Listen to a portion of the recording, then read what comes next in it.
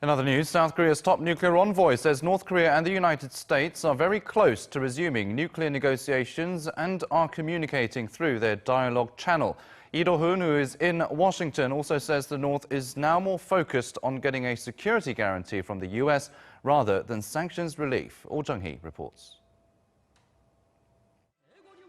South Korea's nuclear envoy expects North Korea and the United States to resume their nuclear negotiations within this month. Arriving in Washington for talks with his U.S. counterpart and other officials, Seoul Special Representative for Korean Peninsula Peace and Security Affairs Do-hoon told reporters. On September 9th, the North's Vice Foreign Minister Son-hui said Pyongyang is returning to talks. Therefore, the talks are likely to take place soon. He added the so-called New York channel is always open, so the North and the U.S. can communicate whenever they want to.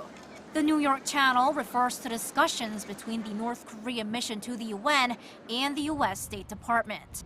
Seoul's nuclear envoy highlighted that the U.S. wants to first sit down with North Korea and have a candid dialogue on what exactly the regime wants. Since April, Pyongyang has been demanding that Washington come up with what it calls a new calculation. That new calculation has been thought as sanctions relief, but earlier this week, a senior North Korean diplomat wrote in a statement that the regime wants a security guarantee.